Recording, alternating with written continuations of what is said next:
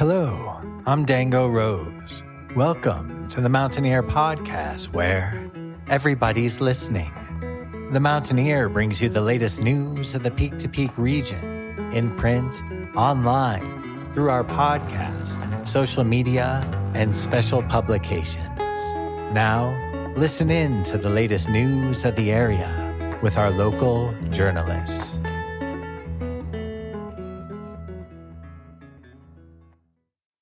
Hello there, everybody. My name is Jamie Lammers, and welcome to the Mountaineer Podcast. Today, I've got a very special audio library segment for the Mountaineer Podcast. Today's segment focuses entirely on the man known for creating the Carousel of Happiness, Scott Harrison. Scott and the Carousel of Happiness were recently featured in CBS Evening News in the segment On the Road with Steve Hartman. You can watch the segment in the YouTube link in the episode description of this podcast. To celebrate Scott's appearance on the segment, today's audio library focuses entirely on articles written by and about him and the Carousel. Before we jump right in, our top story today brought to you by Brittany Wagner. Our top story today comes from Dave Gibson, old and new at Gilpin County Fair. Held between July 11th and 13th this year, the eagerly anticipated Gilpin County Fair was a chance to get outdoors, socialize, have fun, and be entertained in our own backyard. Trick riders from the Mountain Warriors demonstrated incredible daring acts on horseback while kneeling upon, standing atop of, or hanging upside down off the sides of their steeds while traveling at high speeds. Kids gripped tightly to their woolly mounts in the mutton bustin' event. Some achieved long rides while others barely made it out of the gate. So popular is the event that it was held before and at the intermission of the rodeo. You can read the full story in this week's Mountaineer or at themountaineer.com. Thank you, Brittany, for bringing us our top story today. So, without any further ado, let's get into today's audio library segment.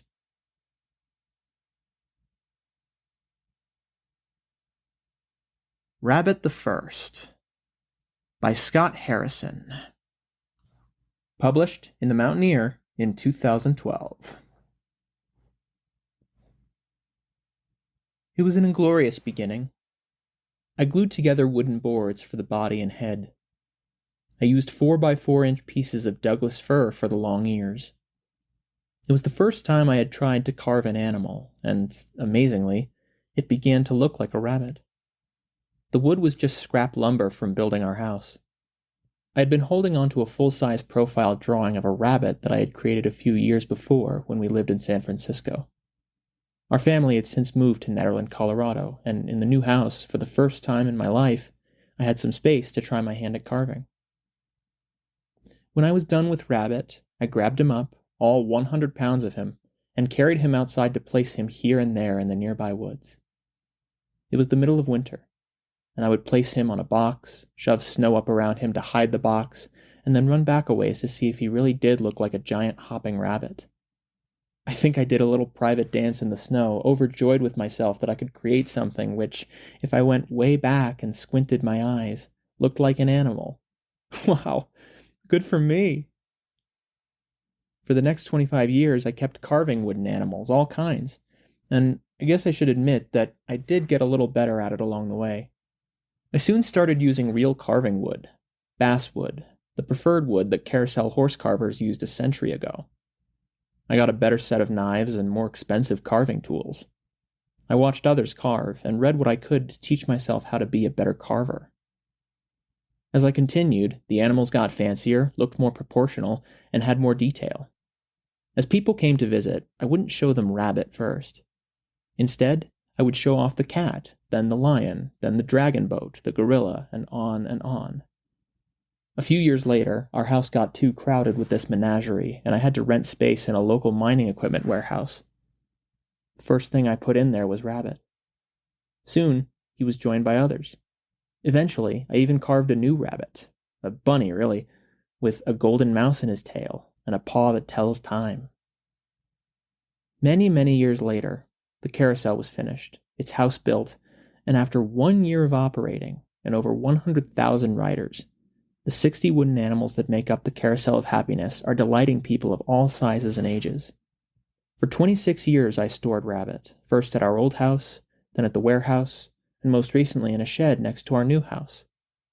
There he has been, sitting with grace and patience, lots of patience, on a wooden box again, facing the shed wall, closed up to the sun, the rain, the snow, and the flowers, coming and going, year after year.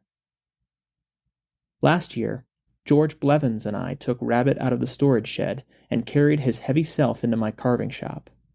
I spent lots of time making it up to him, telling him how much I love him, have always loved him, and have never really meant him any disrespect. It is just that he was the first. A little too big for the carousel frame that I eventually found, kind of plain-looking, truth be told, since I really had no idea what I was doing when I created him. As I again worked on Rabbit, sanding him, recarving this and that just a bit, and giving him a fresh coat of paint, I could feel his wooden forgiveness and understanding, and felt from him just a bit of hope that he was now about to join his friends a half-mile away at the carousel. I left the shop radio on at night, not loud, just a whisper of music to keep him company. Wednesday afternoon, during a May snow shower, after being fitted with a nice new steel support cradle, Rabbit came out of his last inside place, and in the back of a truck, he was brought home, his real home, to the carousel. A local man walked by, under a heavy pack, beginning his westward journey from Netherland, looking for a job and new friends, life on the road, under the sky. He laid his pack down and asked if he could help us get this Rabbit 8 feet up on top of the large sign, looking west, a sign that says Carousel of Happiness. We were busy with our task and didn't notice the bond that this traveler and Rabbit seemed to share. Others came out to help, friends, employees from the nearby grocery store. The snow comes down wetter, harder. Nobody notices. We have, in one common movement, brought Rabbit up high on his perch. He becomes immediately the special one, after all this time. He faces west, towards the highway which brings all those who want to visit the animals of the carousel. But they see him first. He sees them first. It is Rabbit up there, presenting the carousel, coaxing the first smiles from those who are looking out their car windows. Rabbit, this collection of scrap lumber, has taught me patience and respect, and has allowed me his friendship. When you pass, give him a wave, and he will return it with an ever so slight smile. Carousel of Happiness, The Special Animals, by Betsy Buck, originally published in the June 18th, 2020 print edition of The Mountain Ear. Netherland. It was so sudden. The cheetah was lunging toward me. Its eyes were intent, as if they were seeing right through me. I couldn't remember if I should avoid eye contact or look him straight in the eyes. His huge body was flying through the air with great furry paws straight out ahead of him. Should I run away or stand there facing him? Should I scream? Should I try to hit him? In my hand was my only defense, a rag with soap and water. Now I talk softly to him, and he calms. His eyes become soft. I start to wash his head and continue along the expanse of his spotted body, not forgetting his long tail. I use a brush to clean his furry paws. He gleams. I am here to wash the animals. These are the pets created by Scott Harrison for people to ride. They are on their poles, and we are tenderly cleaning them, getting them ready for the grand opening of the Carousel of Happiness. Here is the Rabbit, who is nervous about the time, constantly checking his wristwatch. His long fur seems soft, needing a brush to clean around the crevices. With my help, he looks fine and ready for a rider. Oh, the zebra! He is so eager to dash off. His ears are up, and he is alert, ready to run. I must clean each stripe and not forget his tail. I brush his mane to stand up on end. Here, now you are ready. The moose has a look in his eyes that means business. He is strong, steadfast, and ever ready to protect his mate and their children. But where are they? He must go and find them. I clean his wide red ribbon, his smooth coat of fur, and polish his huge antler rack. Okay, soon you can go, I tell him. The giraffe looks down at me and knows what's coming. It is a stretch to reach way up on my toes to wash her face. Oops, where did that snake come from, all wrapped around her long neck? I think the snake will be fine without a dusting from me. Large, green, scaly thing. The dragon. It'll take a brush and rag to get those scales clean. He seems quite harmless, and eager to talk with the children. Oh, wait, I'd better do a good cleaning on his teeth, what's left of them, and his flaring nostrils. Be careful with the mermaid. She is shy, and probably wonders what she is doing on the carousel with all these weird animals. Face to face with her, I realize that she's not so delicate, and I can see that she will fend for herself. Having found that he is too large to carry around a person, I see that the huge tiger is just there watching everything that is happening around him. He seems content with this. When I wring out the rag and start wetting down his fur, he gets somewhat fidgety. But I talk to him gently, and he understands that a cleaning is good. Oh, this elephant is impossible. I can't imagine washing his big round body and those deeply rutted legs full of dirt. And his head. How do I clean the inside of his ears? Certainly I'll need a ladder, especially for his long upturned trunk. Guess I'll have to dust off the bird at the top of his trunk, too. Wow, so many animals. But I'm finished, and they all look shiny and clean and beautiful in all their vivid colors and textures, all ready for the riders. I'm so tired. I'll just sit here in this chair by this gorilla. His big, long, hairy arm goes around my shoulder, and when I look up at him, I see gentle eyes and detect kind friendliness. Maybe he wants to say, I understand that you're tired. Just sit here, and we can talk. Take a rest. It's not long before people of all sizes gather around the animals, gleefully picking their favorites. They climb up or are lifted to their positions on the animals for the ride of their lives. What's that? Music starting. There is a subtle motion, and the animals start to move. Slowly at first, then faster and faster. The cheetah flies, the rabbit dashes, the zebra races as fast as he can go. The giraffe lopes along, with the snake holding on for dear life.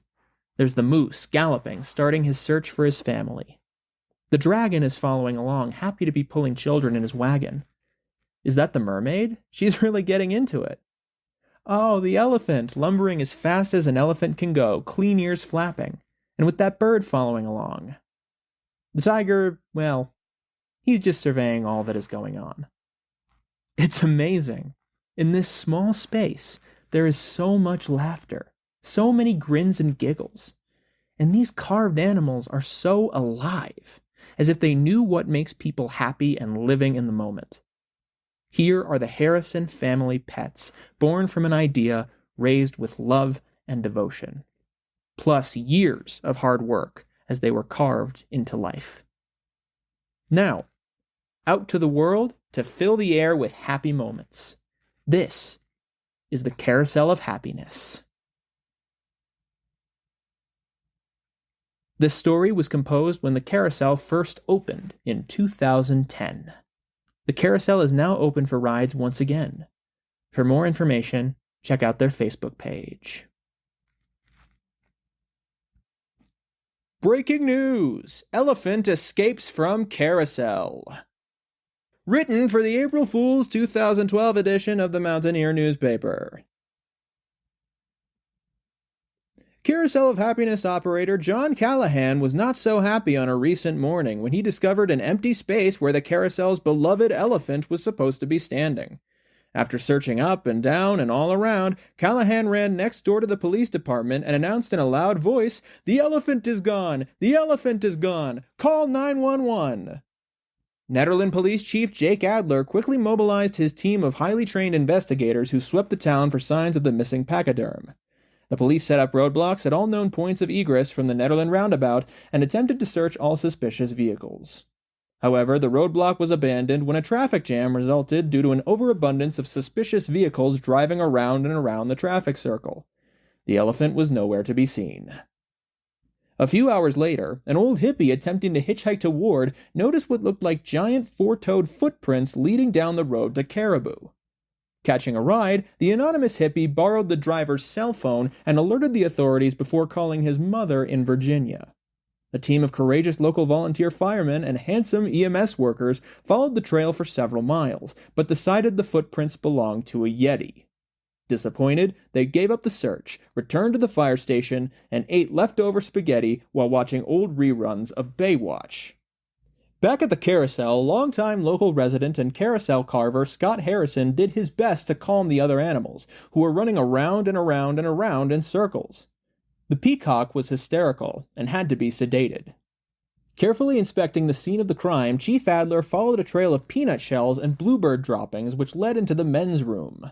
There, he discovered an elephant-sized hole in the exterior wall.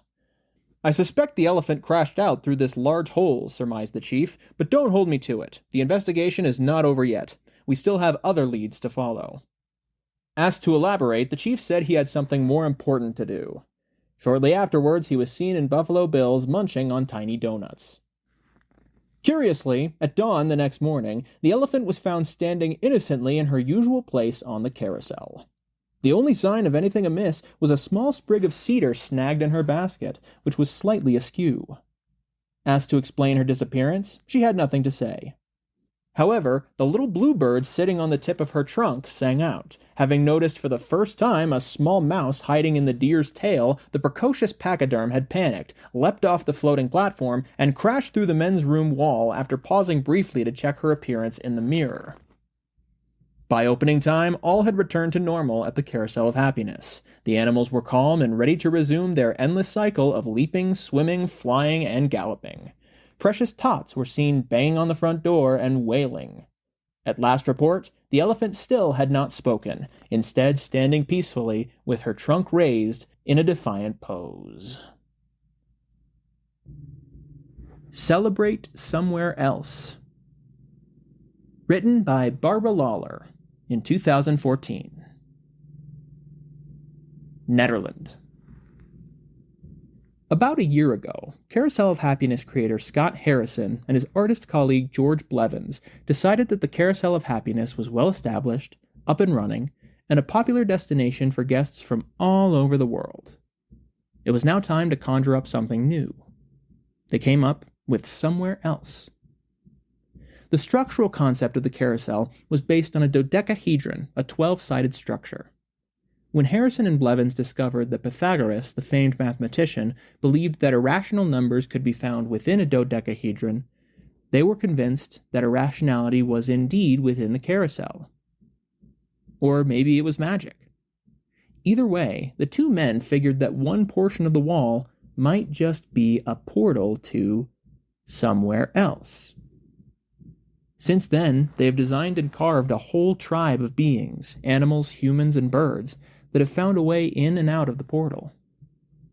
On Saturday, Kiera Summers of Gilpin County looked at the wall and said, "Daddy, that dog is coming out of the wall." And she moved closer to see if she could see beyond the dog.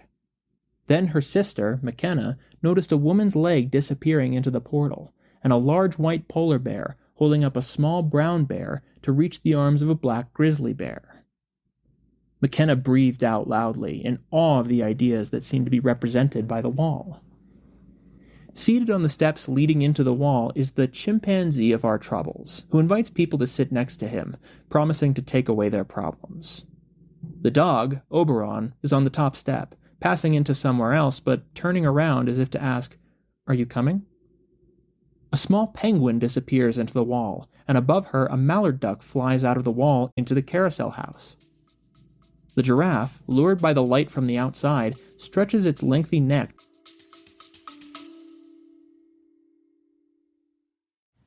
And now, some promotional announcements brought to you by the Mountaineer.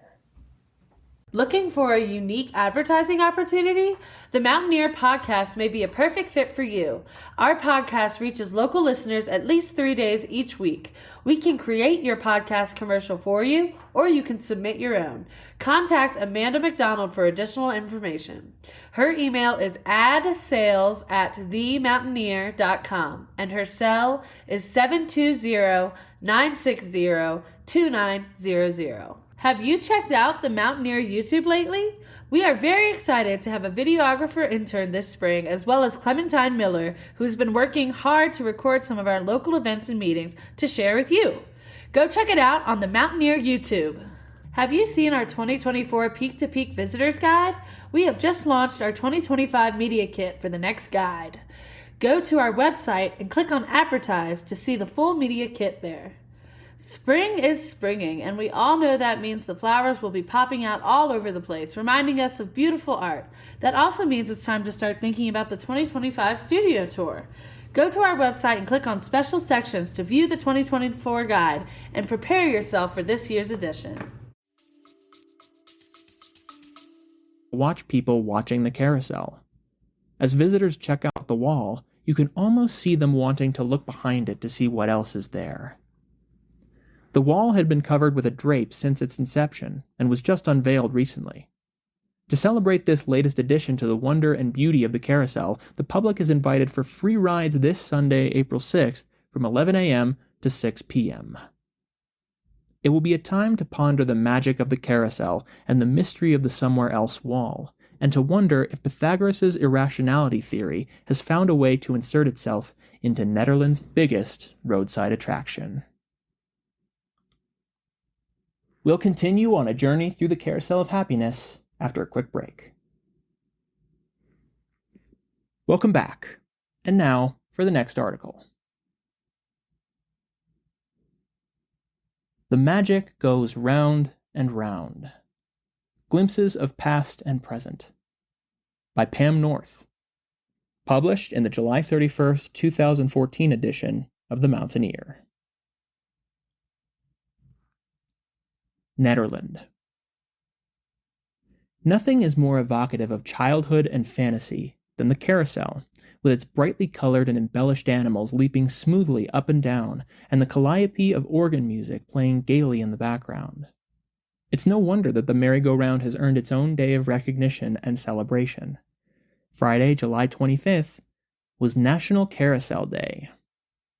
The carousel has an intriguing history, beginning back in the 1100s from a horseback game played by Arabian and Turkish horsemen.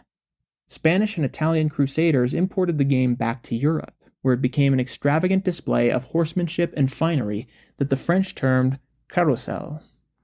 A major event of the Carousel was the ring-spearing tournament, in which a small ring dangled by a ribbon from a pole, and a horseman at full gallop would attempt to spear the ring with his lance.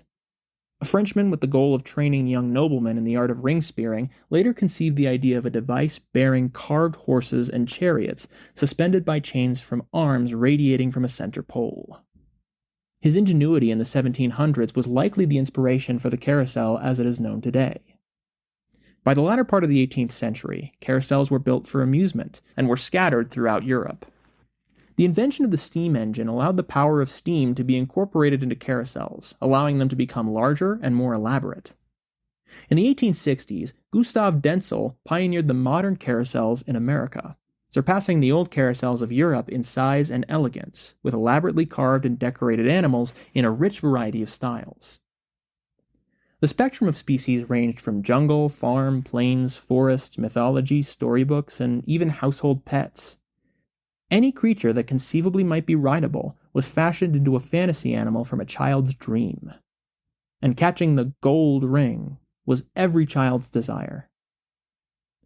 The demise of the golden age of the carousel came with the Great Depression of the 1930s. The declining economy spelled decline for amusement parks, and carousels fell into disrepair or were destroyed. When times got better, allowing amusement parks to become profitable, carousels again were produced, but technology had changed their appearance. Fine wood carving had become too labor-intensive for the animals, and cast aluminum, and later fiberglass, replaced it. The merry-go-round's previous position as the centerpiece for a park also changed as more exciting rides were devised, and it became known more as a feature for small children.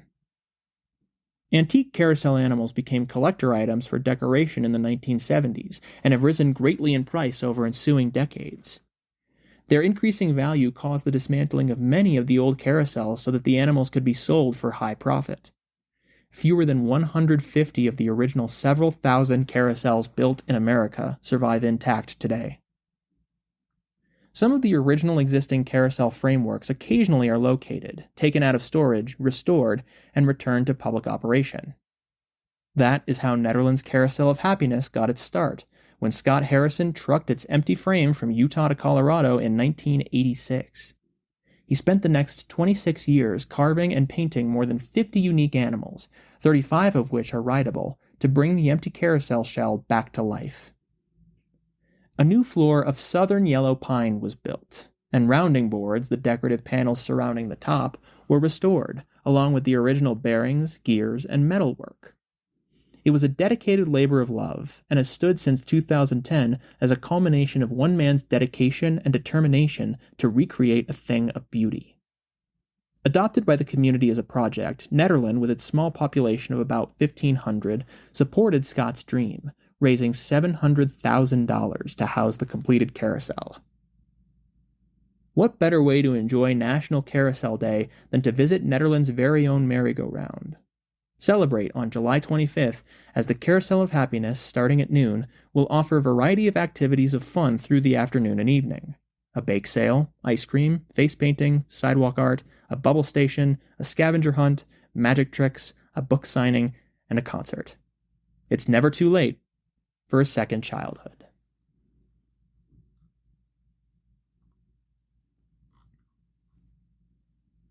Happy 15th birthday to the Carousel of Happiness.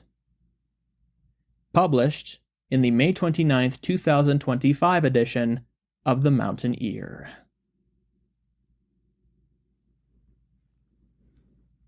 The Carousel of Happiness. For my kids, Joe and Emmy, and for Scott Harrison. And the seasons they go round and round, and the painted ponies go up and down. We're captive on the carousel of time. Joni Mitchell, The Circle Game. In Joe's Colorado mountain meadow town, Emmy and I go to the Carousel of Happiness, walking distance from his apartment. Walking Distance, also the name of the Twilight Zone episode with the carousel, the man spinning back 20 years ago or so, to his old hometown only to learn he can't return. The same lesson Joni sings to her ladies of the canyon. Emmy and I enter knowing nothing besides this truth we've arrived at. A Carousel of Happiness, within walking distance, must be ridden at least once in a lifetime. The cashier takes our $2 admission and says, "You don't have to ride just yet. Take your time. Look around." So we do, learning Scott Harrison, 19 and 67, a U.S. Marine machine gunner in Vietnam, had a music box his sister sent that played Chopin's Tristesse when wound. The tinny plink of notes from the cylinder's turning teeth helped drown the sound of war, death, desperation, if only for a moment. Scott dreamt of merry-go-rounds in mountain meadows, without mines, without machine guns. Back stateside, I found my heart needed work, he said. Sculptures had no expectations, he said. So he rescued a carousel, emptied of animals, which had spun at the turn of the century. Saltaire Pavilion in Utah, Coney Island of the West. Its bones destined for scrap, he hauled the carousel parts to Nederland, Colorado, his mountain meadow, 2.5 miles above sea level, its whimsical name the perfect place for Scott to spend decades carving joy from trauma, making a menagerie of animals that coexist without cages. Scott sculpted so much peace, love, and yes, happiness, his tiny town turned out to build a home that holds it, keeping the carousel and its creatures safe from the whims of the weather. Grateful our cashier encouraged a walkabout, we're finally ready to ride. We climb on, Emmy choosing a cheerful gorilla who sits on a bench, his arms slung protectively behind her. I ride the giraffe, which oddly has a boa constrictor wearing a straw boater wrapped jauntily around its neck. Emmy and I turn as the perforated paper winds through the 1913 military band Wurlitzer, a beast of an instrument joyfully pumping out a tune I swear is CCR's Bad Moon Rising, and I think Chopin wasn't the only music that got Scott through Vietnam. When Locomotion comes on next, the gears of my memory engage, moving 20 years or so ago to the time Joe and Emmy were last on a carousel. The Flying Horses of Watch Hill, Rhode Island. Joe grabbed the brass ring, winning a wooden nickel good for another go-round, but we got ice cream instead. Strange to think those little kids, my children, are now old enough to be the adult in that twilight zone with the carousel. If I remember the episode right, the man goes back in time only to startle his childhood self. The boy tumbles from the painted pony, breaking his leg. Suddenly, man and boy both earn a lifelong limp, the man learning a lesson the boy has yet to forget. Don't let the past trap you. Look up, climb out, move on. Joe has no limp to remember this truth, just a back bent under granite slabs he lifted one by one like gravestones for a garden path to grieve his father's death. For Emmy, it's her hands that ache from the red socks she knit for her father to be cremated in. My pain is a different animal altogether. Which begs the question, is pain self-imposed penance for survival, or a ticket punch toward healing? The answers no matter when the power of centripetal force is at play. So I release this poem that lives in my heart to spin its way out to you. Yes, you. Carousel of Happiness celebrates 15 years of smiles. By Melody Baumover. Published in the May 15th, 2025 edition of The Mountain Ear. Nederland. The Carousel of Happiness first opened on May 29th, 2010 in Nederland, 43 years after it was conceived in the mind of a young combat marine in Vietnam, and 100 years after it first was built by Charles Loof for Saltaire Park. It all started 15 years ago with opening ceremonies. Then Scott Harrison, the founder, threw the switch to start the carousel for the first time in a century. This was the end of 20-plus years of meticulous restoration and a successful $650,000-plus capital fund drive, and the beginning of 15 years of smiles. Over 1 million rides later, the Carousel of Happiness is still spinning thanks to the gracious support of the Nederland area community.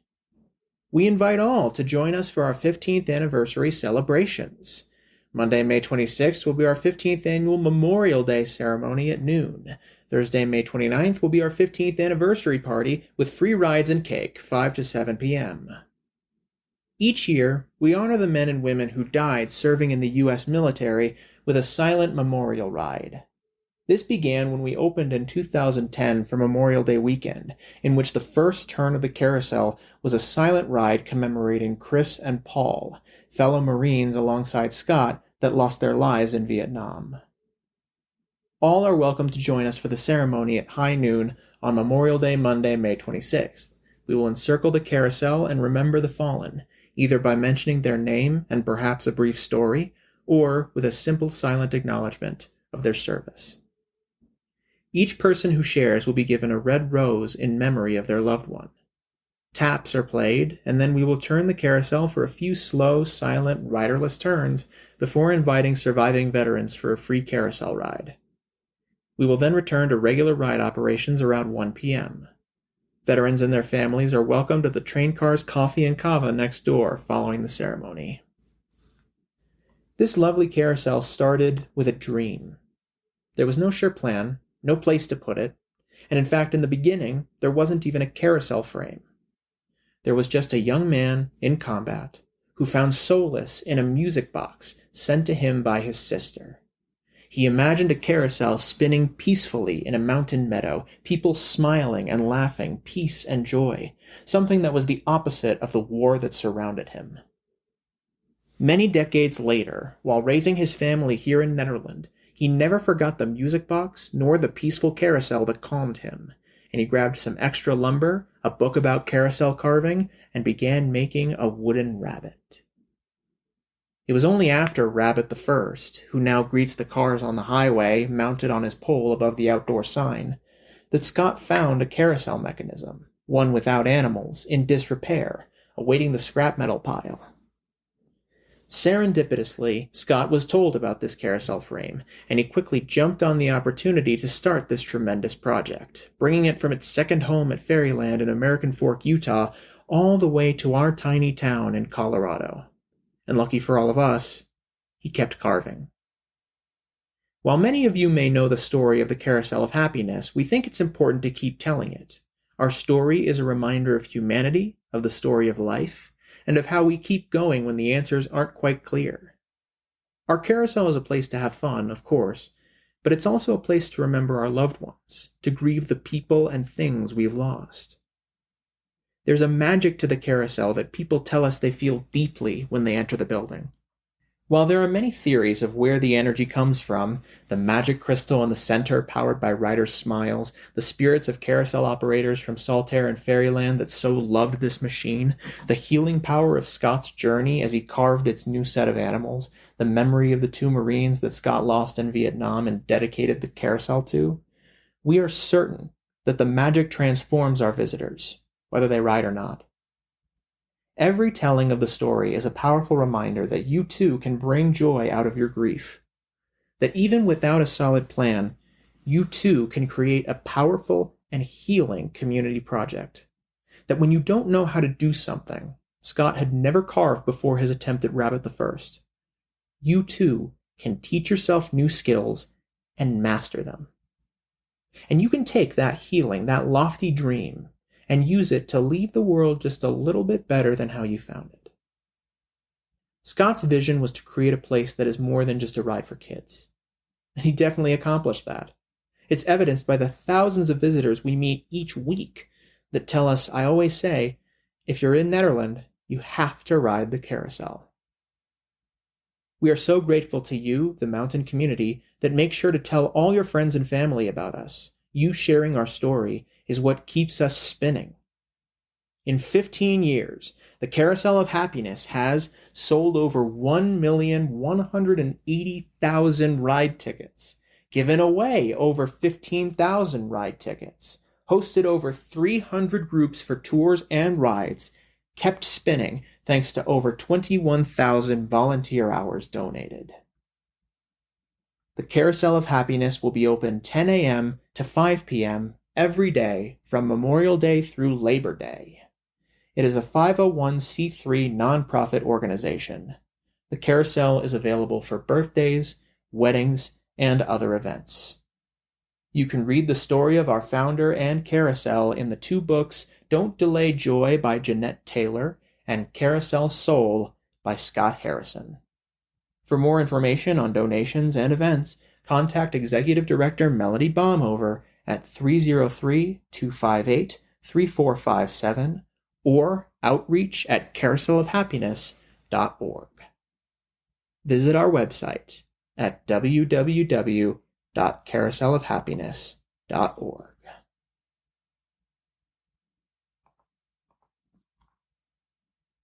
And that's it for today's audio library segment. Thank you so much for listening to this very special segment. I'll be back very soon with another episode of the Mountaineer Podcast. If you're interested in keeping up with the podcast or sharing this episode or others with whoever you see fit, then be sure to head to the mtnear.com and scroll near to the bottom of our homepage, or head to our podcast's main hub at the mtnearpodcast.buzzsprout.com to see a full archive of all of our episodes. If you want to subscribe to get news from peak to peak, be sure to head to the mtnear.com to subscribe today. Click on the top right corner of our homepage.